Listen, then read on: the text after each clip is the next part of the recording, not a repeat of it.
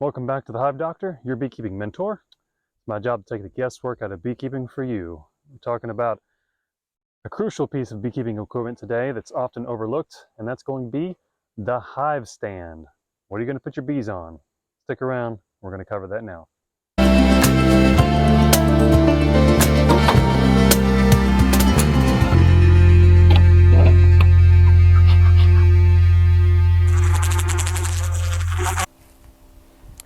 Another piece of equipment that can often be overlooked kind of as an afterthought is a hive stand. What are your beehives going to sit on? That's something you're going to need to consider before you get your bees. They can be something as simple as cinder blocks stacked up and fairly leveled off, or something like what I've got, which will hold 4 hives, 2 on that end, 1 where I'm sitting and 1 right behind me here, with a workspace in the middle. I designed and built this myself. Commercial beekeepers will use pallets. They're called 4-way or 6-way pallets. They'll hold either 4 or 6 hives, and they usually sit right on the ground. That's if you're going to be moving bees a lot, which I doubt you're going to be into right now. My bees, I move from time to time, but the hive stands themselves stay put. They stay right here. Whenever you decide on what kind of style hive stand you want to do, what you need to keep in mind is it needs to be level side to side, but make it slightly, just barely, downhill towards the entrance. That way when it rains, rain doesn't land on the entrance and flow into the hive, because then you're going to create a moist, wet environment inside. Your hive needs to be level this way, but be able to shed rain towards the front of the hive, just barely. So whatever you go with, whether you make it yourself out of wood, I would use pressure treated lumber, or if you're going to use cinder blocks, that's easy and cheap. Level out a nice area, stack those up.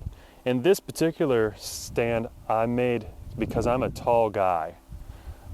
It prevents me from having to bend over. There's a lot of heavy lifting in beekeeping. There's smart ways to work around that. And this is one that I decided to go with for me. It's so nice to be able to work at a level that you're comfortable with, where you're not going to stoop over and hurt your back. Honey gets heavy, beehives get heavy, so whenever you're deciding on what to use, you can go with something pre-made from the manufacturers, their catalogs, make it yourself. It can be simple, extravagant, whatever. But go ahead and start thinking.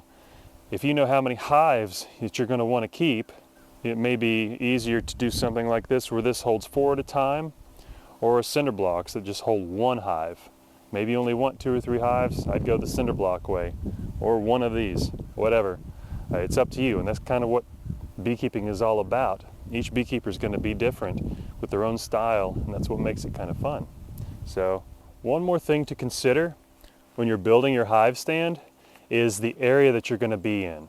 We're going to have a video later that helps you figure out the best place to put your bees and set up your apiary. Now, mine, although you can't see the contour of the land that's all around me, I'm going to describe it to you. We're on the highest spot. And the reason for that is because right on the other side of these trees is a creek. And sometimes, some years, we'll get some freak rains and we'll get flash flooding. And this creek will rise and break the bank. It happened twice this year. And I used to use a lower hive stand than this. It was 15 inches to the bottom board. Well, this one is like 2 feet. And I don't want my beehives to float away. That would really suck. You know, my equipment's gone, the bees are probably dead, they're drowning. I want to avoid that as much as I can. I love this spot. This area is amazing for honeybee forage, but I don't want to suffer that kind of loss. So I built this higher, not just as a higher working space for me as being a tall guy, but because this creek will break the bank sometimes.